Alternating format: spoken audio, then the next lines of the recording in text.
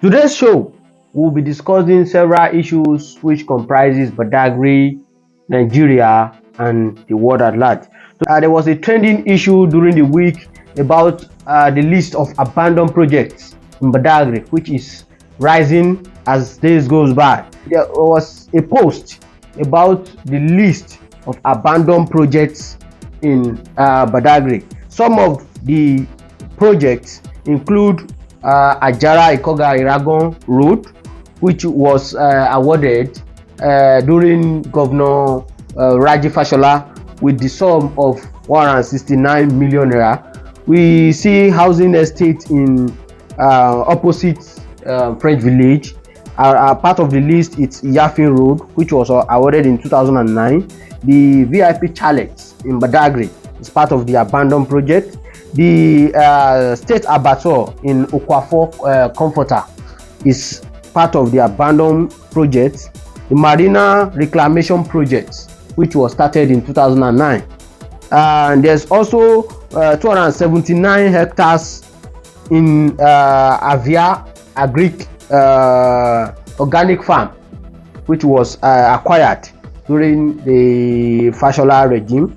We have the General Hospital Ascon Tokpo Road, which is yet to be done to be touched at all. We have Owode Apa Road, which was awarded some years back with the sum of 4 billion naira. All the part of it that was constructed is not even up to 1 kilometer. So, and that was all that was done about the road. So we also have Okeogbe Road, which has also been abandoned, and the Ledu Road is also part of it, which is also abandoned. The point of no return, the path was being constructed at some point when the arc was constructed, but we discovered that it was abandoned. There's a particular lodge that was constructed for people that will be visiting the arc, tourists that will be visiting the sites, Badagry, for them to lodge, enjoy themselves, and even have the beach feeling. But all these projects are being abandoned. We are looking at it.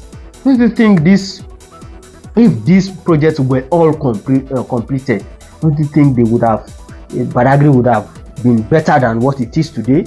Or especially some major routes that connect, like Iragon, Ajara, Ikoga Road is one of the major roads that connects the two major markets in Badagry, which is Badagry main market, which is Agbalata, and Ikoga market.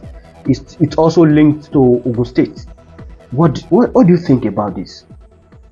Thank you very much. Now, I am very happy about this topic that is very trending.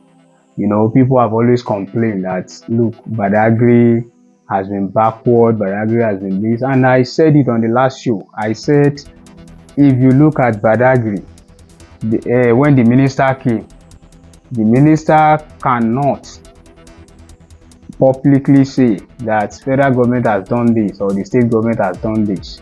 Okay. But then, if you now look at the list of abandoned projects, do we now blame entirely the government that money has not been awarded for this project? No, I can see figures. Like you said, the Akpa Road, about 4 billion naira has been awarded to that contract, which means that government has proactively been doing things. And Akpa Road is an international road. Akpa Road is one of the roads that can facilitate several tourism to Badagry. You know, Badagry tourism cannot survive without roads, good roads. Now, Akpa Road, which happens to be an international road, the road links different communities in Badagry to Benin Republic. So this could have been a very viable route, link route that could have reduced pressure from Seme Road. Now, this road, if you look at the state it is currently, you feel ashamed of being a Badagry, and look, is this worthy of the money being allocated to that road? Then you come back to Ikoga, Iragon, Ajara road. That road is said to have connected about 20 to 15 communities. Yes, the road links several communities, major communities in Badagry. And if you look at it alone, that is the only alternative route. Apart from the major federal route, which links Muwu-Adodo, which is a federal route, the only alternative route to link Badagry is Ajara, Iragon-Ikoga route. And this road also links two major markets, the only two major markets in Badagry. This road actually, which is Agbalata market in Badagry town itself and Ikoga main market. And if you look at the economy of Badagry, you cannot write anything about the economy of Badagry without writing about these two markets. Because most often the markets are the places where people trade and make a lot of money to even develop the economy. Now, if you look at the two roads that links these two places, the Adodo-Ikoga route, that route is in a state of the Muwu road. Yes, that is right off. That's no longer a road. That's another thing about that road too. That road is, last year it was a war using that road. It was a tug of war. And if you go there right now, and the rain has not even started much here in Badagry, you go to that place right now, the state of the road is extremely terrible, which means that transporters are now paying more because of bad roads to get to markets. Then the only alternative route that could have assisted people coming down to Ikoga market and even Adodo market. That road could have been a very good road that could have linked to Adodo too. And going back to Badagry town itself, cost of transportation from Ikoga to Badagry could have been much cheaper if that road is accessible, because the road is much closer in kilometer than going through that route of Muwu down to Badagry. But you look at the state of the road, what you see, I can still remember very well. After that project was awarded and work started on the road back then, the only bridge they did to that route, which was constructed around between Erikiti and Iragon. No, after that road, I can still remember very well, they sold cement for cheaper prices. Then you think about it, that what's the consequence of those materials being sold? Is going, definitely it is part of the project that was abandoned. And my point is, on that case, it's not the government problem. That is what I said earlier, that look, if we are talking about development in Badagry, we should also be mindful of sabotage. And I made a statement in the last show. I said a scholar wrote a book who said how Africa, the underdeveloped Africa. Now we are talking about how Badagrians are underdeveloping in Badagry. So now we just have to look at it from the angle that, look, these projects that have been mentioned, are they entirely the fault of government? This Okeogbe road too, that community, the only road that linked the community to every other dry land, that is the road that has been abandoned. I can still remember during Governor Fashola's time, the governor visited that community. And Governor Fashola did extremely well in Badagry. He visited every site, almost, and he awarded contracts. But quite unfortunate that several of the contracts awarded are still at an abandoned project stage. And even the subsequent government who came, they have done lesser in terms of inspection to see what is the current development of the project awarded by this governor. Look at Charlotte. And even despite that, it is still the same party in government. I was believing that there should be continuity. That is exactly what I'm saying. There should be a continuity in government, especially considering that despite the fact that we have multi-party system in Nigeria, we have always had one party in Lagos State. Of course, one party has been ruling Lagos State over the years. So, and there should be a constant continuity in government projects. So from it now, there's a part in the terms of follow up, which the government is not doing, and at the same time, there's a part of the people whereby there's a form of sabotage in terms of the leaders or the people that are in charge of these projects, isn't it?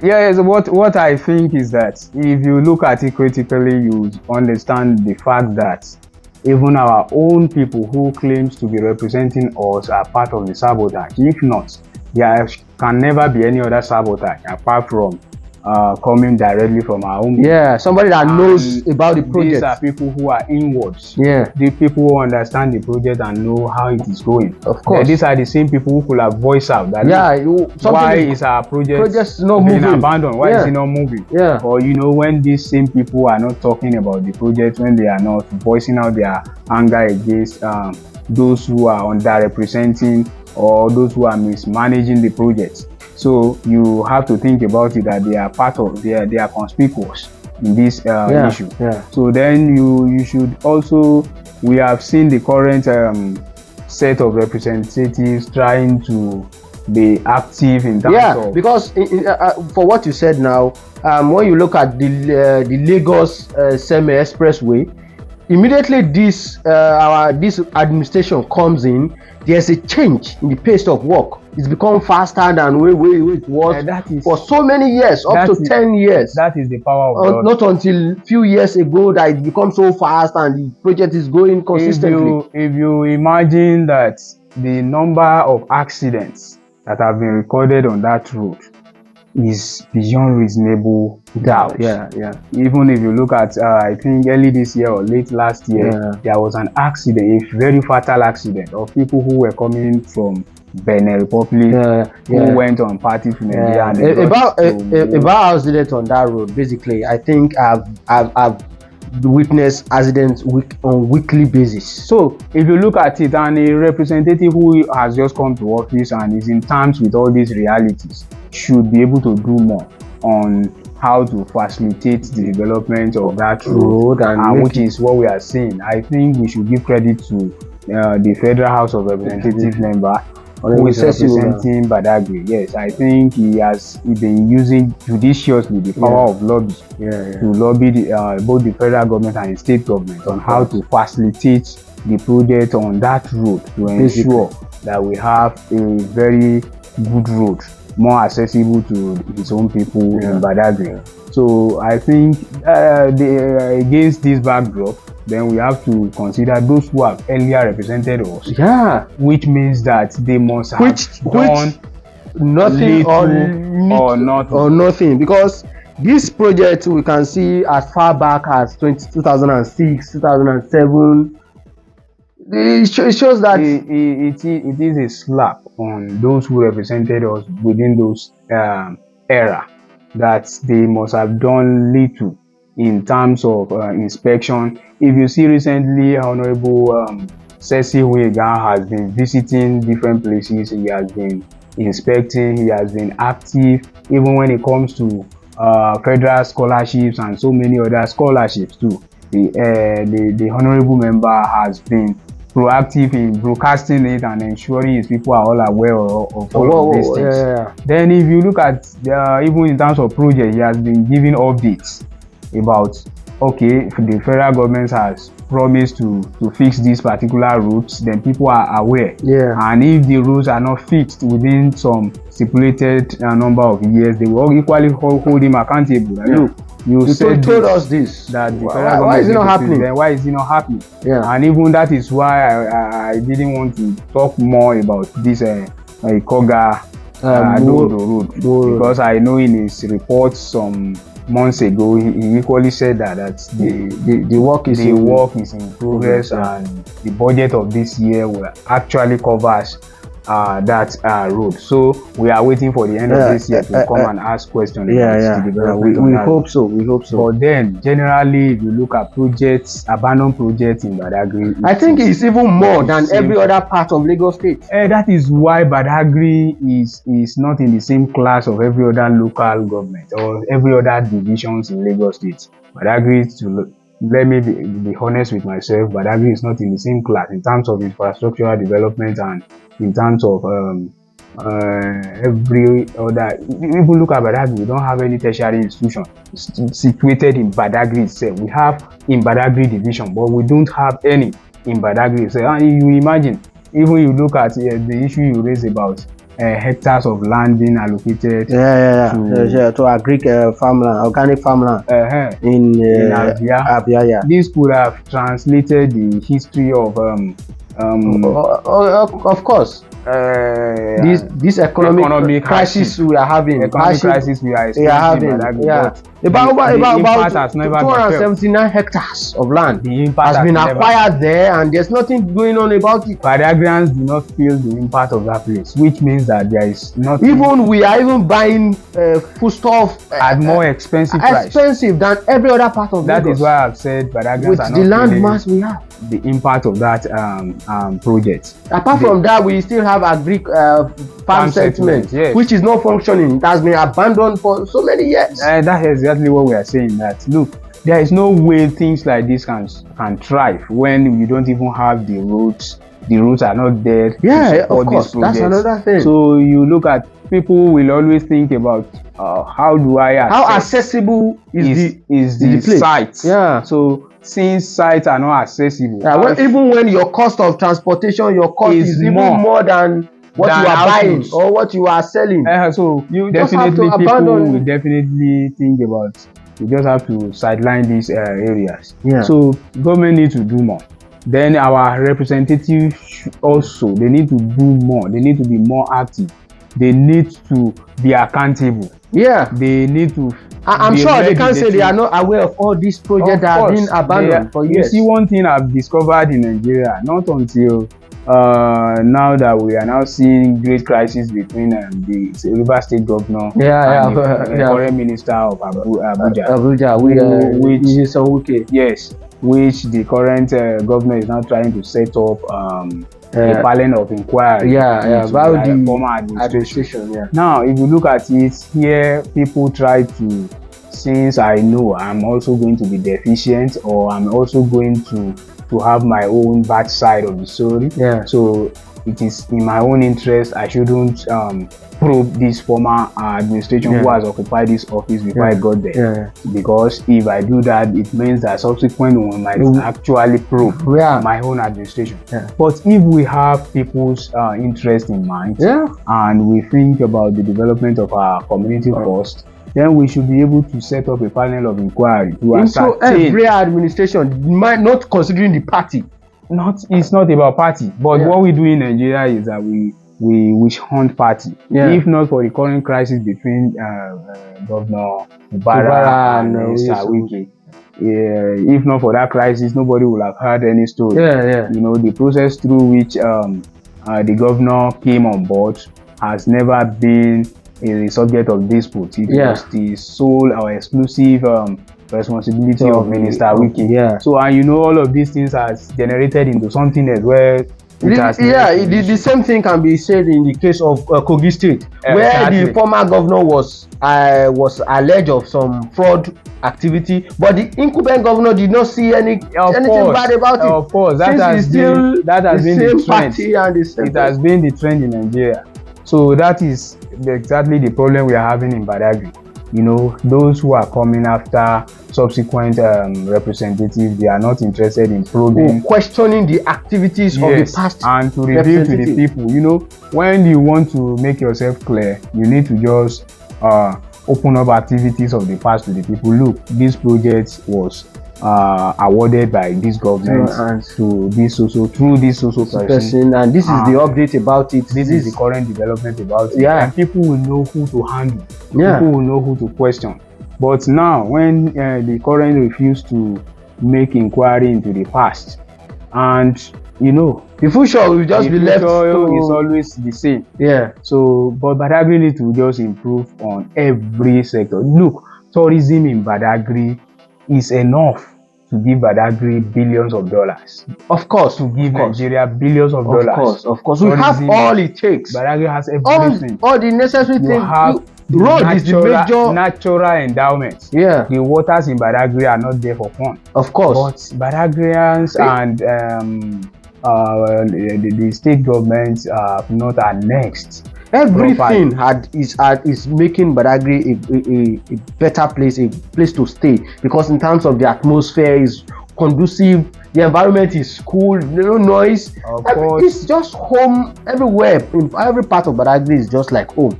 But I think the infrastructures has discouraged. The major problem Badagry has is that we need a working governor who is very serious about Badagry. The current governor, let us give him some respect. He actually has been doing some things in Badagry. Even by visiting some few weeks ago. Yes, he visited some few weeks ago and he has made some promises. Even immediately after the election, he visited and has made some promises. To appreciate the people. Yes. So now, if you look at it, I am very sure the governor will not leave office without turning some stone in Badagry. We hope so. But the problem is, we also in Badagry, let us not become an enemy of ourselves. Most importantly, the representatives. Exactly. Then let us not, because and it has always been the problem when some people get fed, then they try to forget about the problems of others. Of course. I told people when I was involved in a project recently, and some people tried to sabotage the project. I told them, I said, look, this project is our project. If we don't fix it, definitely, whether we take money and we spend the money now, if myself I don't get involved in some accident on that same project, my family members can still get involved and you still have to pay one way or the other. But let us fix things right. Fixing things right will make everybody enjoy at the end of the day. But we human beings are selfish. That is why sometimes we always consider ourselves at the expense of the generality of the people. But I think after 4 years of these current representatives of Badagry, we will call them to question. We will ask them about their reports, their score sheets. We'll definitely speak for them. Then I most often I am not always happy anytime I am in Badagry. Anytime I want to go out of my house, I look at it. Oh gosh, am I still going through this road? Am I still going through that road? You are always panicking about roads in Badagry. There is no. The thought of it alone is yes. There is no road that is very accessible in Badagry. You cannot. How about if there is an emergency and you don't need ambulance to do such? Ambulance, there are some areas in Badagry that no ambulance can visit at all. And at all. We have not accessible at all. Representatives for cars over the years. You don't believe that at some point last year, the whole of Erikiti as a community was not accessible for cars at all. You can only, even your motorcycle cannot. You can only use your foot to enter a whole community. And even those who are even using their foot, you still have to see people just folding on their trousers. You have to swim some part of the road before. So this is just appalling. It is a situation not too funny. Wow. So that is where we have met ourselves in Badagry, and it is time for us to campaign against bad governance. It is time for us to keep on educating our people that look, any money you collect from representative for anything that does not really warrant it, then know that they are looking for means to loot. So be careful. You just need to encourage these people. Let them do the right thing. I do tell people during election, people come to me with money and I told them, I say, look, if I collect this money, it means that I won't be able to question any illegality but I should be convinced to vote for whoever it pleases me. So if we get this kind of mindset in Badagry, then I think we are going to go far. There are a lot of projects, even beyond this, that you have listed. You will still have a lot of projects that are abandoned. Both state and federal projects. Tourism is dead entirely in Badagry. You see a lot of people. I can tell you, Saudi Arabia alone, they made billions of dollars from tourism. And what's that tourism? This pilgrimage. Israel made billions of dollars from that same pilgrimage. Look at Qatar. Qatar is making billions from tourism. So for me, Badagry can develop, and Badagry has a very rich cultural history. Of course. And this can turn into a lot of development for Badagry. Badagry can showcase it. Saudi Arabia showcases their Islamic religious stuff to make money. Israel do the same to make money. Why can't Badagry also showcase its culture, our own religion and culture, to equally make money for Nigeria? But you know, there are some things that should be put in place that individual capacity cannot do. Of course, when we are talking about infrastructure, no individual in Badagry can actually embark. Even the law does not allow that. Yes, so now it is the government who can do this, and if government has done all of this, we should not see anyone who call himself or herself a Badagrian who should sabotage this kind of project, because future generation will pay for it. Of course. So, and that is what we have been facing now. Those who are actually to be blamed for all these abandoned projects, and not those that most of them, they are not the ones in power right now. We are actually writing a new history about those that are in power right now, and also thinking about if they too do the same. And everybody is facing the consequence of what they failed to do. Exactly. So we just need to just keep educating ourselves and try to do more better than we have always done. All right, my viewers, thank you so much. Thank you for joining us on Point Blank today. It's about Badagry and abandoned projects all around the local government. Badagry is a local government in Lagos State. Another topic for today is the recent subsidy given to pilgrimage in Nigeria, up to going to the sum of 90 billion naira, and we compare it to the sum of 50 billion naira which is given to student loan. And you look at the number of students in this country, we are, from what it is recently, we are the youth takes the highest population of the nation. So compared to the number of people that will be going for pilgrimage for just few days, what do you think? Don't you think the country has prioritized religious more than what could build a better future for the country? Thank you very much for that question. I've always anticipated to that. You know, if you look at Nigeria, I think it was late last year or early this year, Nigeria was ranked as the second most religious country in the world.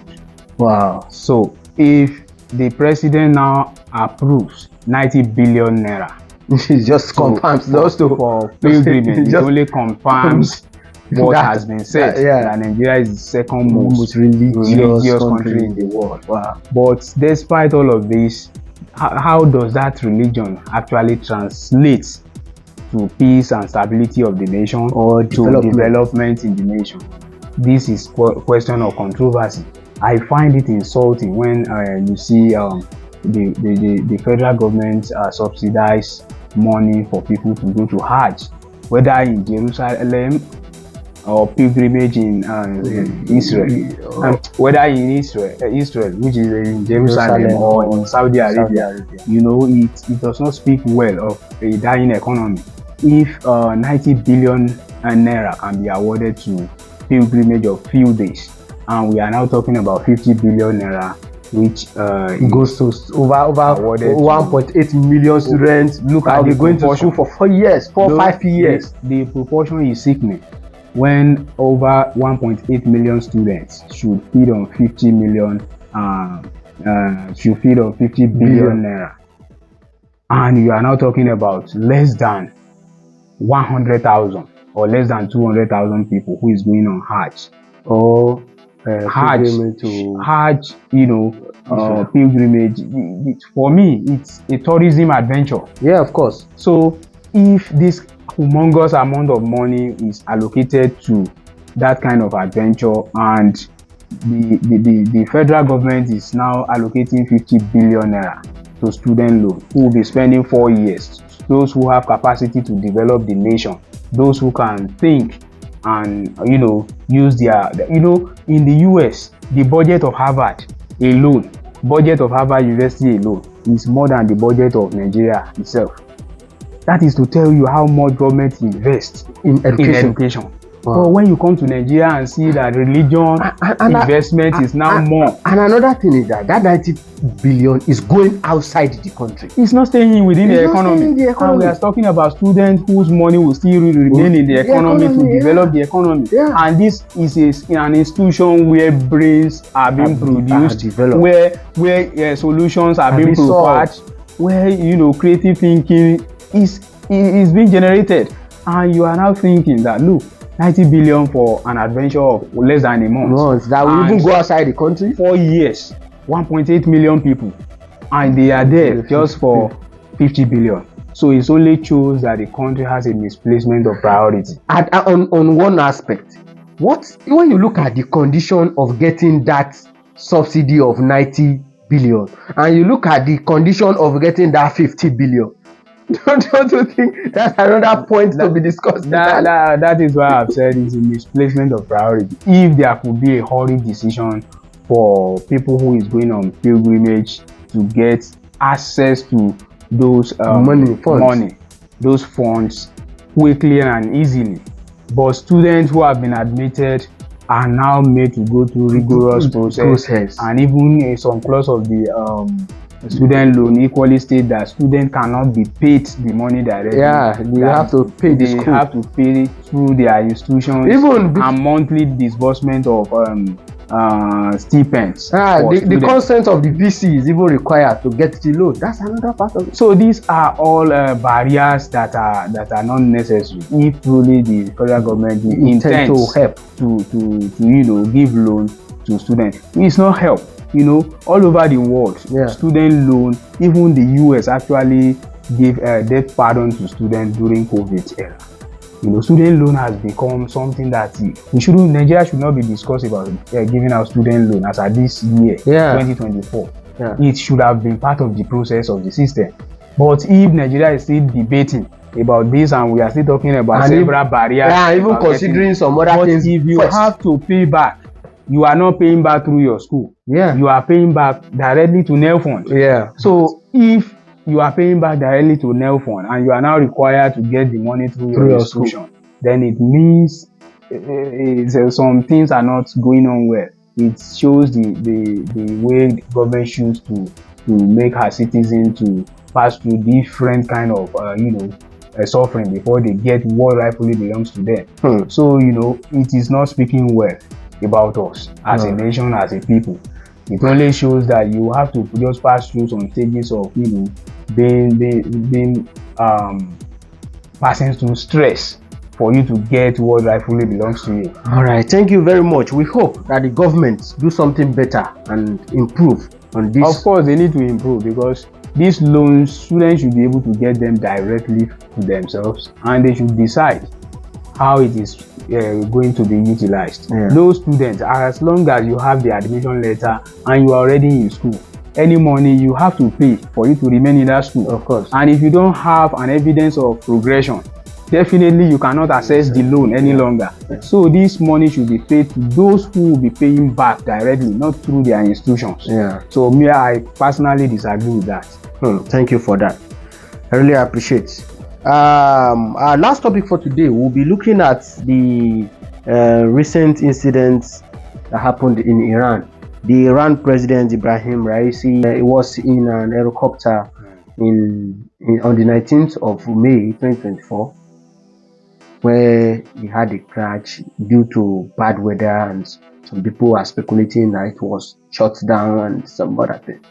So from your own perspective and what you've seen so far, what do you think could have happened, or at the same time, what do you think the response of Iran could be? Because as at now, we have not heard anything serious from Iran as a nation in response to the death of the leader, of the president. So what do you think, or what do you think it would be? We're looking at the relationship of Iran with Israel and US for some years now. Well, Iran is currently in a state of mourning. The state is mourning the president who has just lost his life to a helicopter crash. The issue has always been that there would definitely be speculations surrounding his death. There will be conspiracy theories surrounding his death, especially when the issue surrounding his death was not too clear. It has been attached to bad weather. But then, if you look at it, 3 helicopters were on their way to commission a dam. I mean, they were returning from commissioning a dam in Azerbaijan. And the 2 other helicopters that were escorting the president immediately after the incident tried to raise questions, alarms, and search. But the president could not be found. Even rescue because of the bad weather. Due to the bad weather, fudge was so much. Yes.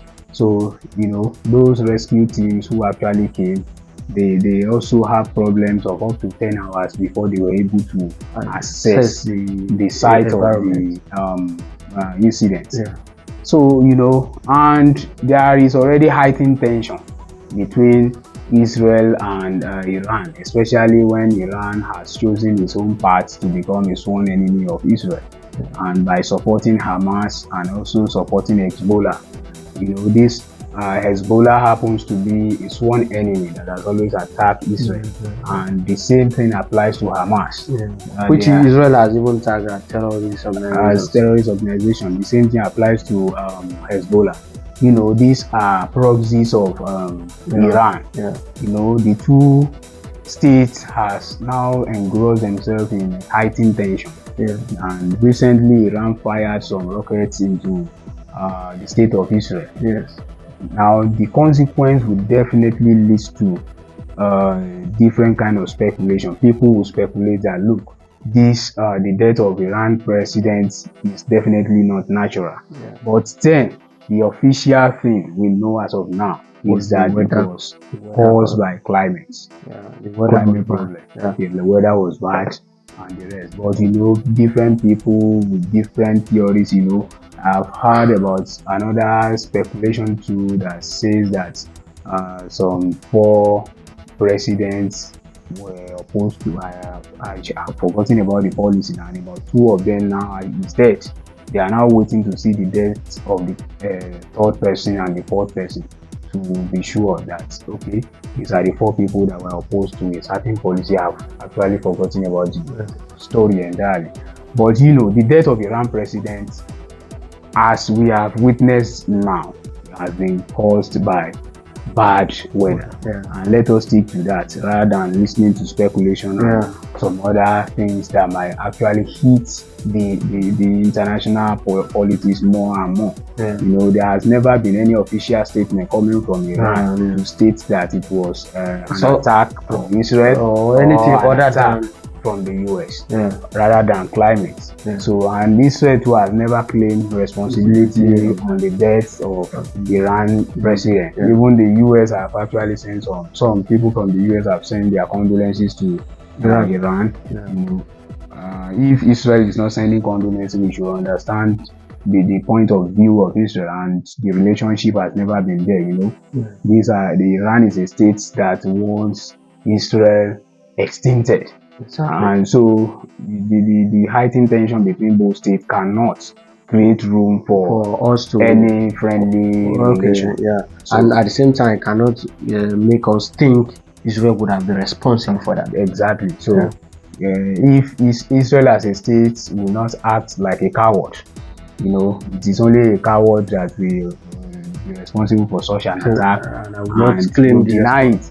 In 2020, January 4, 2020, if I'm not mistaken, when the former president of the US, Donald Trump, directed a strike on Soleimani, the Iranian general.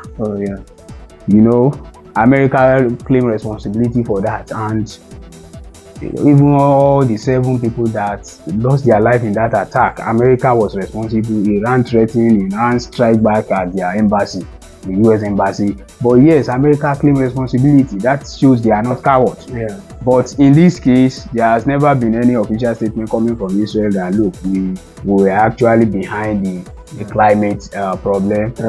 We shut down the helicopter. We shut it down. So let us see it from the way of ordinary climate problem. All right, thank you very much, and thank you for being with us today. It's still Point Blank from News Peddlers, and every Sundays at 4 p.m. we keep bringing you updates on what is happening in Badagry, in Nigeria, and around the world.